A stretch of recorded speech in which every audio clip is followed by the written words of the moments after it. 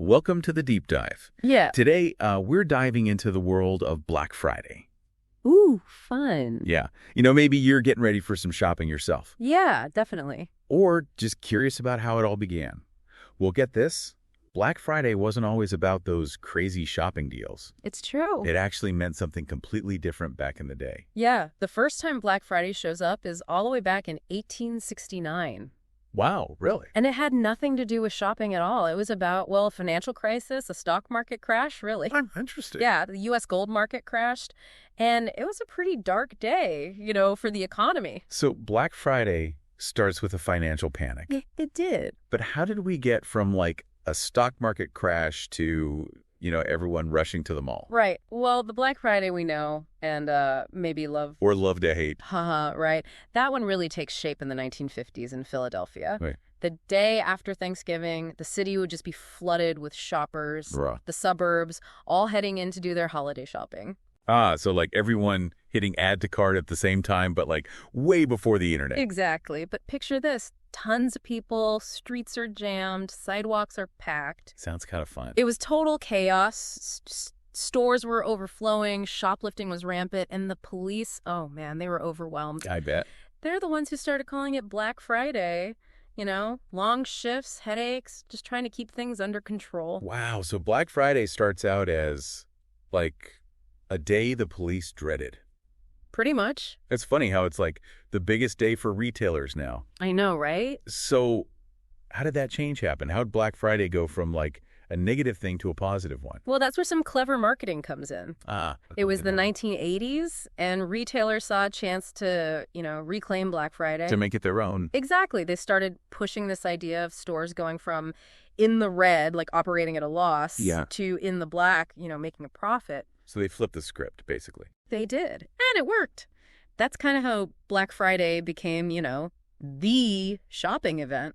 Pretty smart. It was. They understood how powerful language is, how to tap into what makes shoppers tick. And make a negative into a positive. Exactly. But, it takes more than just like fancy words to make something like Black Friday. Right. There's got to be more to it. Oh, there is. They got really good at creating that sense of urgency, the excitement. How so? Well, you got your deep discounts, limited time offers, those early bird specials. Yeah.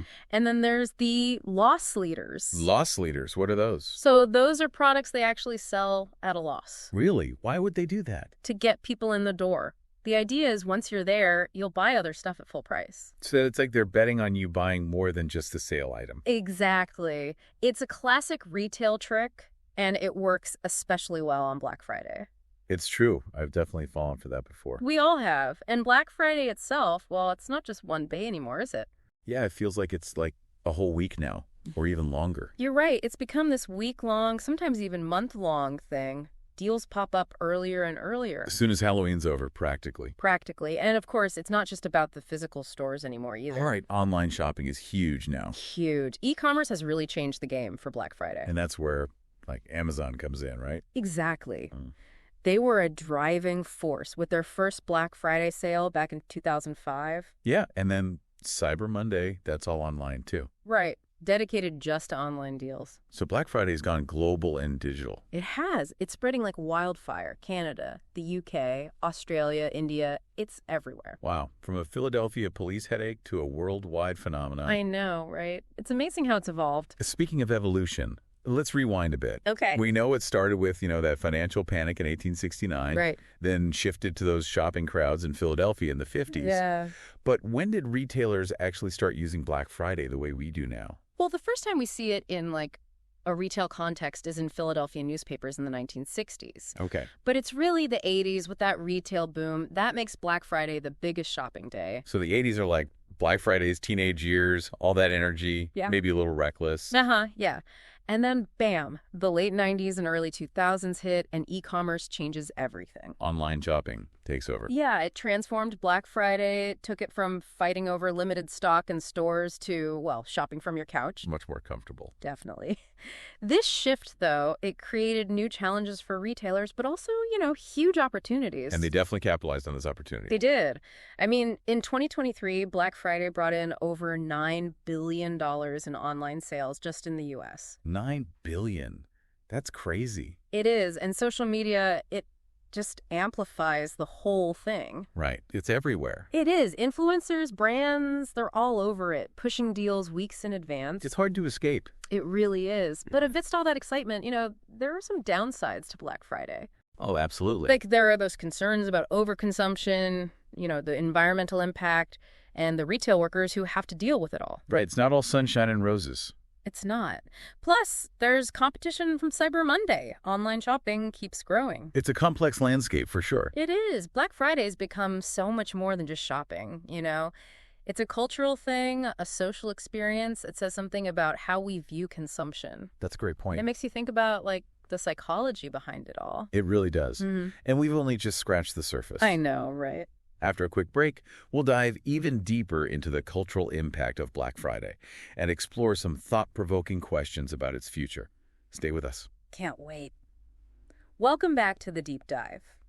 Before the break, we were talking about how Black Friday has become this fascinating cultural phenomenon. And, it really does make you think. It does. What is it about Black Friday that captures our collective imagination? Well, I think for some people, it's that feeling of getting a great deal. The thrill of the hunt, the excitement of finally getting that thing you've wanted all year. Oh, yeah, for sure. I mean, there's a certain satisfaction in knowing you, outsmarted the system and got something for a steal. Right. It taps into our desire for value and maybe even a little bit of competition. Oh, yeah. It's almost like a game, Shoppers are strategizing, comparing prices, trying to outmaneuver each other to get the best deals. It's true. You got to have a plan. You do. And then there's the social aspect. Black Friday is a tradition for a lot of people, a chance to hang out with friends and family. Yeah, make a day of it. Exactly. You see groups planning their routes, hitting the stores together, sharing in the excitement. Yeah, it's like a bonding experience. It is. And for others, Black Friday marks the unofficial start of the holiday season. The decorations are up, the music's playing. It's festive. It is. Yeah. There's that feeling of anticipation for family gatherings and holiday cheer. Black Friday kind of signals that transition. It's interesting how something that started as a day of chaos and headaches has become something with so many layers of meaning, Yeah. Consumerism, competition, tradition, even holiday spirit. It really reflects our relationship with shopping and consumption, doesn't it? It's not just about buying stuff. More than that. It's about participating in a cultural ritual, expressing our values, even connecting with our emotions. It makes you think about the psychology behind Black Friday.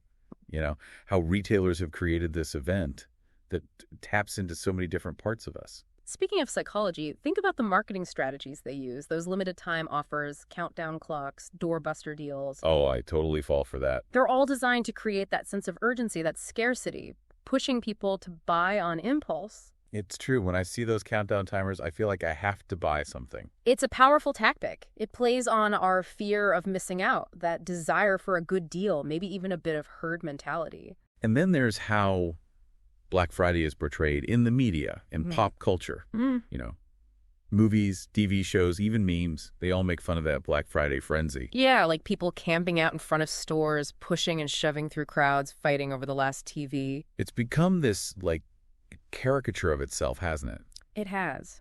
Even if it's not always accurate, it's become part of the story we tell about Black Friday. But it does speak to the intensity of it all, how it can bring out, both the best and worst in people.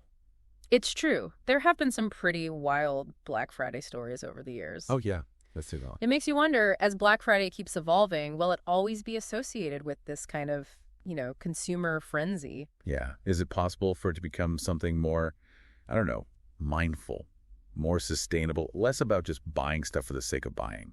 That's a great question. I mean, we're already seeing a shift towards online shopping, which has its own environmental impact, but it does take away that need to, physically fight over stuff in stores. Right, and more people are thinking about the ethical and environmental impact of what they buy. Absolutely. There's a growing demand for sustainable products, fair trade practices, transparency from retailers. And retailers are starting to respond, right? Offering more eco-friendly options, promoting ethical sourcing. They are, so maybe Black Friday will become less about finding the absolute cheapest deal and more about making choices that, support a better future. I like that idea. Imagine a Black Friday where people prioritize quality over quantity, support local businesses, consider the long-term impact of what they buy. It'd be a big shift. It would. It'd be about moving away from impulsive buying and towards, conscious consumption. And maybe that shift is already starting. Maybe it is. We're seeing people opting out of Black Friday entirely, choosing to spend their time and money in ways that align with their values. Right.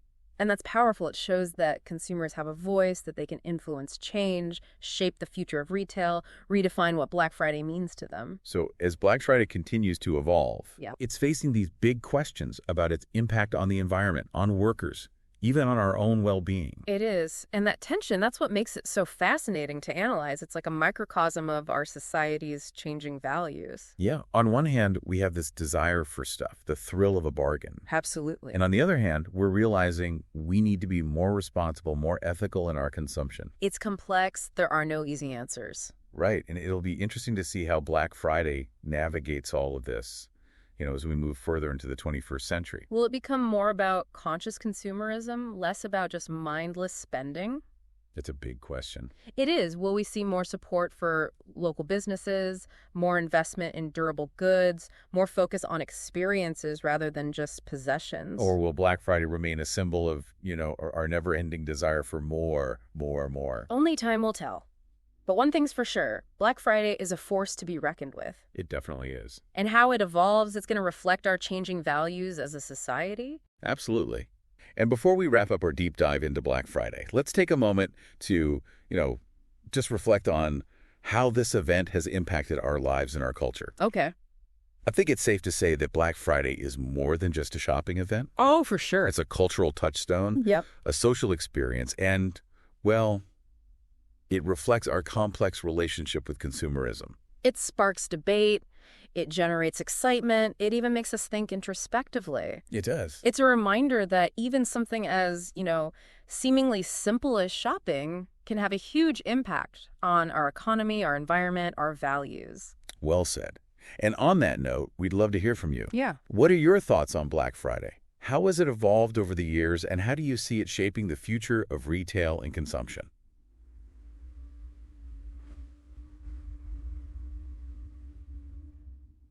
We're back for the final part of our Black Friday deep dive. We've gone through the history, the marketing tricks, how it affects culture, even the psychology behind it all. It's pretty fascinating. It is. But before we wrap things up, Yeah. I want to leave you with something to think about. We've talked about how Black Friday's changed over time, right? Right. And how it's kind of at a crossroads now. Trying to balance. Its roots in, just buying a ton of stuff with this growing awareness of sustainability and ethical consumption. Yeah, it's a tough spot. It is. So where do we go from here? What's next for Black Friday? Well, it's hard to say for sure. The world's changing so fast. It really is. But I think technology is going to keep playing a big role, shaping the whole experience. Oh, definitely. We're already seeing online shopping, mobile apps, personalized deals. That's all tech. And as technology gets even more advanced, who knows? We might be shopping in virtual reality. Well, really? Imagine browsing virtual stores, trying on clothes virtually, interacting with other shoppers, all in a virtual Black Friday marketplace. That sounds like something out of a movie. I know, right? But it makes you wonder how that'll change our shopping habits, Right. Will we be more connected to our purchases or even more detached from what it all means in the real world? It's a trickier thing to balance. It is, but technology isn't the only thing that's changing. Consumer values are shifting too. That's true. People are thinking more about the environmental impact of what they buy. Definitely. They're looking for brands that match their values. Right, sustainability, Yeah. ethical sourcing, transparency, it's all becoming more important. Absolutely. And retailers are paying attention. They're offering more eco-friendly products, working with ethical suppliers, showing how committed they are to social responsibility. So maybe Black Friday will become less about getting the cheapest thing and more about making good choices. Choices that help build a better future. Exactly. Supporting a more sustainable and equitable world. That's a great vision. Imagine a Black Friday where people think about quality over quantity, support local businesses, consider the long-term impact of what they're buying. That'd be amazing. It would be a huge shift from just buying without thinking to, conscious consumption. And maybe, just maybe, that shift's already starting to happen. I think you're right. We're seeing people choosing to skip Black Friday altogether, spending their time and money in ways that match what they believe in. And that sends a powerful message. It shows that we have the power to change things, to demand better from companies, to decide what Black Friday really means. So as we wrap up our deep dive into Black Friday, we want you to remember this. Black Friday is more than just a day for deals. It's way more than that. It reflects our culture, our values, how our relationship with buying things is changing. And its future. Well, that's not set in stone. We can all be part of shaping it. As consumers, we have the power to choose how we take part in Black Friday, to demand more from retailers, to make it a more sustainable and meaningful experience. So as you head into this Black Friday season, think about it. Think critically, shop consciously, and make choices that match your values. Because the future of Black Friday, it's in our hands. That's it for this episode of The Deep Dive. Thanks for joining us. We hope you learned something new, got some new perspectives, maybe even had a few aha moments along the way. Until next time, happy shopping and happy holidays. Today is your lucky day. Today is the day that our $3 website works for you, paying you directly to your PayPal daily. Imagine $3 ongoing continuous payments to your PayPal account. Imagine falling asleep and waking up to $300 in your PayPal account. How would this make you feel? How could this help you? What bills could you pay? What kind of fun could you have? What does that retirement look like now? All for a one-time payment of $3. This website is DFY done for you, fully built and completely hosted, and never stops collecting payments for you. You have spent $3 on coffee on a regular, but that coffee won't help you create multiple streams of income. Click the link below.